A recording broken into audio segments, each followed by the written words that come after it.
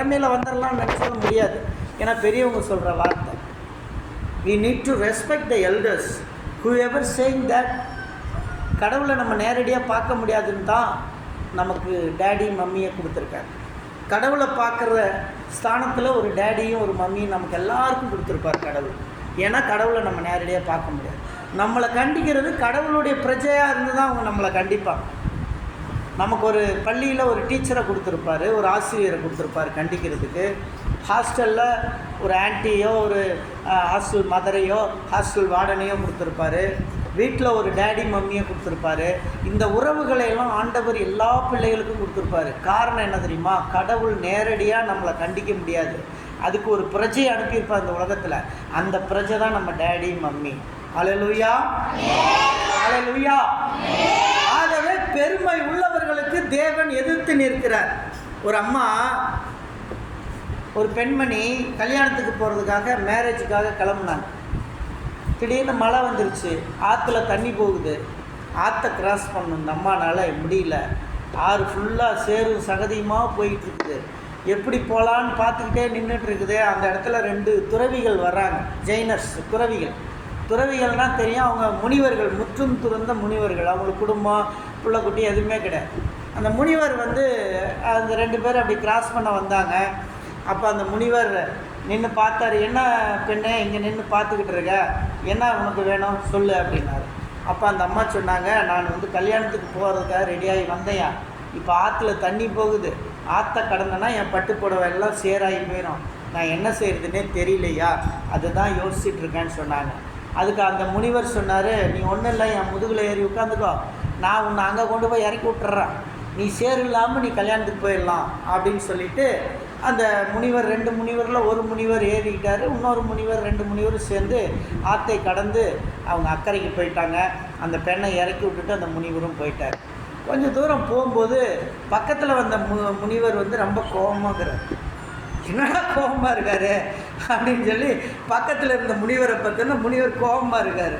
அவர் சொல்கிறாரு, ஏயா உனக்கு அறிவு இருக்கா, நீ முற்றும் இருந்த முனிவை நீ வந்து அந்த பொம்பளையை போய் நீ தோளில் சுமந்துக்கிட்டு கொண்டு வந்து இறக்கி விட்டியே, இது நல்லா இருக்குதா உனக்கு, நம்ம முனிவர்கள்லாம் அப்படி பண்ணக்கூடாதுடா அப்படின்னு சொல்லி அவர் சொன்னாராம். அப்போ அவர் சொன்னார், நான் அவளை விட்டதை அங்கேயே மறந்துட்டேன், இக்கரையிலே மறந்துட்டேன் நான், ஆனால் நீ நம்ம இடத்துக்கு வர வரைக்கும் அதையே நினச்சிக்கிட்டு இருக்கிற, அப்போ யார் சிந்தை கரைப்பட்டுச்சுன்னு நினச்சிப்பாரு. அல்லேலூயா, அல்லேலூயா. யாருடைய சிந்தை கரைப்பட்டுச்சுன்னு நினச்சிப்பாரு அப்படின்னு சொல்லி சொன்னாங்களாம். அருமையான தேவனுடைய பிள்ளைகளே, நம்ம பார்க்குறோம் பெருமை உள்ளவர்களுக்கு தேவன் எப்பயுமே எதிர்த்து நிற்கிறார்கள். 2 கொரிந்தியரின் புஸ்தகம் 2 கொரிந்தியர் 10ஆம் அதிகாரம் 12வது வசனம். 2 கொரிந்தியர் 10-12 வாசிங்க.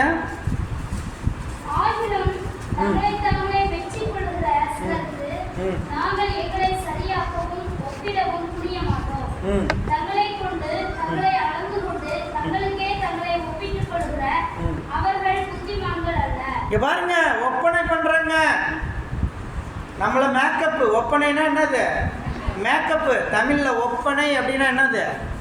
மேக்கப். தங்களை தாங்களே ஒப்பிட்டுக்கிறது. மற்றவங்கள பார்க்கும்போது அந்த பிள்ளை நல்லா ட்ரெஸ் போட்டிருக்கா, நானும் போடணும், அந்த பிள்ளை நல்லா வாட்ச் கட்டியிருக்கா, நானும் கட்டணும். நீங்கள் நினைக்கிறீங்க இந்த மேக்கப்பு எல்லாமே அழிஞ்சிடுங்க நம்மளை விட்டு. நம்முடைய உடம்பே ஒரு குறிப்பிட்ட வருஷங்கள் வரைக்கும் தான் அழகாக இருக்கும். அதுக்கப்புறம் அந்த ஸ்டேஜ் மாறிடும்.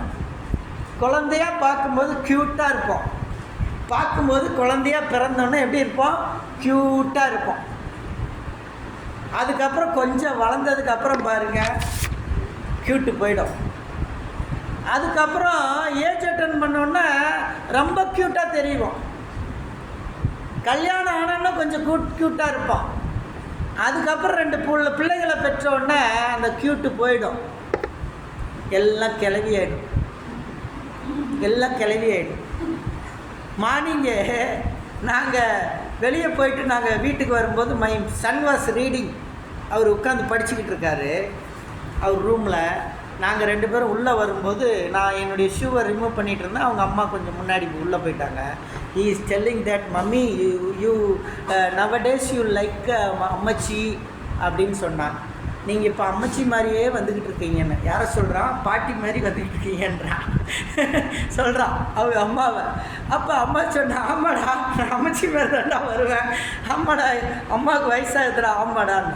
இது பிள்ளைகள் அந்த வித்தியாசத்தை கண்டுபிடிக்கிறார்கள். பிள்ளைகள் அந்த வித்தியாசத்தை கண்டுபிடிக்கிறார்கள். அவங்க அம்மா மாதிரியே வருகிறார்கள். இவன் பார்க்கும்போது வரும்போது பார்த்தா அவங்க அம்மா வர்ற மாதிரி தெரியுது, இவங்க அம்மச்சி வர்ற மாதிரி தெரியுது.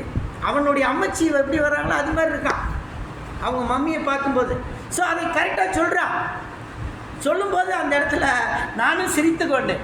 ஏனென்று சொன்னால் இந்த உடல் எல்லாமே வயசாயிடும், எல்லாம் போகும். நான் போய் என் மகன்கிட்ட கேட்டேன், அப்பா எப்படி இருக்க, எங்கே இருக்குண்ணா,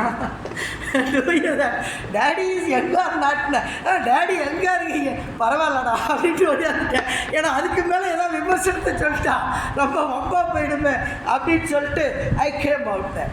அருமையான தேவனுடைய பிள்ளைகள், இது விளையாட்டாக இருக்கலாம், நமக்குள்ள பெருமை இருக்கக்கூடாது. பெருமை இருக்கக்கூடாது. எல்லாம் ஒரு காலத்தில் அழிந்துவிடும், நம்முடைய வாழ்க்கை அழிந்துவிடும். உபாகமம் புஸ்தகம் 8ஆம் அதிகாரம் 2-3 வசனங்களை வாசியுங்கள்.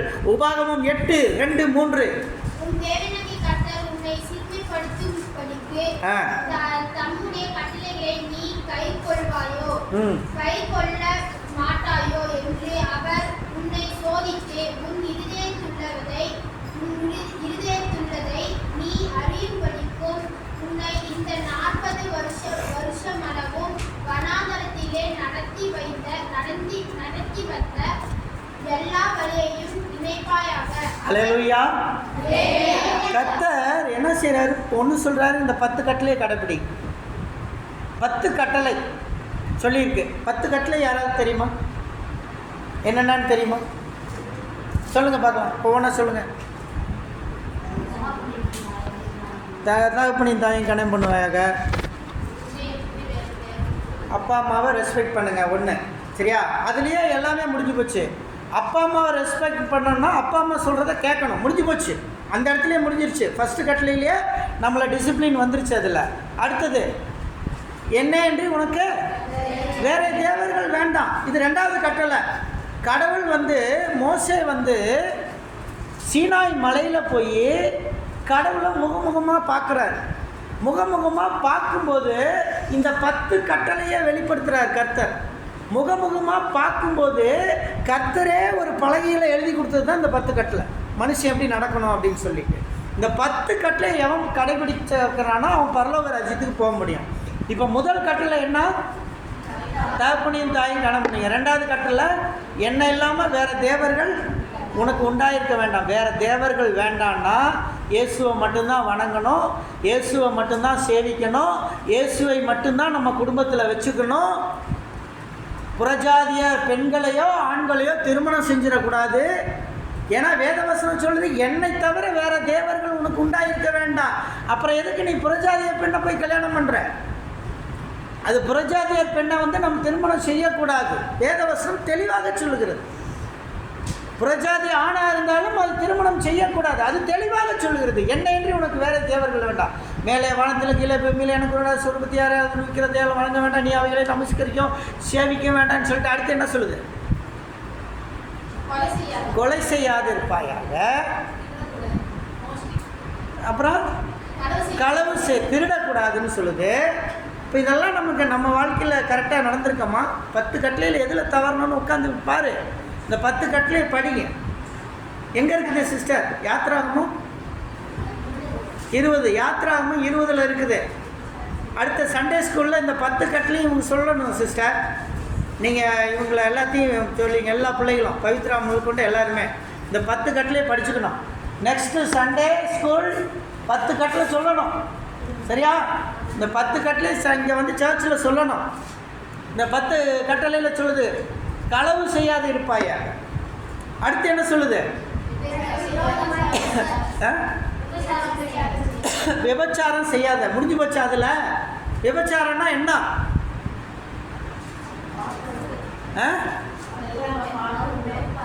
அரேஞ்ச் மேரேஜ், ஒரே மனைவியோட வாழ்கிறது, ஒரே கணவனோட வாழ்கிறது அரேஞ்ச் மேரேஜ். அதுதான் லவ் மேரேஜ். எல்லாமே விபச்சாரம்.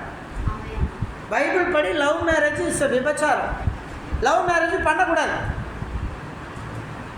யாக்கோபு லவ் மேரேஜ் பண்ணான். ஒரு பொம்பளைக்கு பதிலாக 4 பொம்பளை கட்ட வேண்டியிருந்துச்சு. இருந்துச்சா? யாக்கோபு லவ் மேரேஜ் பண்ணான். பைபிளில் லவ் மேரேஜ் பண்ண யாக்கோபு 4 பொம்பளைகளை கட்ட வேண்டியதாக இருந்தது. 4 பொம்பளைங்கிட்ட இடி வாங்கினான். ஒருத்திக்கு 4 ஆகிப்போச்சு அவனுக்கு. அதனால லவ் மேரேஜ் தேவனுக்கு வெறுப்பானது தான். அதான் சொல்லுது, விபச்சாரம் செய்யாதிருப்பாயாக. அடுத்து என்ன சொல்லுது? பொய்சா சொல்லுத, பிறனுக்கு உண்டான யாதொன்றையும் இச்சிக்க கூடாது. பிறனுடைய மனைவியை பார்க்கக்கூடாது, பிறனுடைய கணவனை பார்க்கக்கூடாது, பிறன் கிறிஸ்துவ அல்லாதவனை திரும்பி பார்க்கவே கூடாது. அல்லேலூயா. இதெல்லாம் 10 கட்டளையில் கரெக்டாக சொல்லுதுங்க. 10 கட்டளையில் கரெக்டாக சொல்லுது.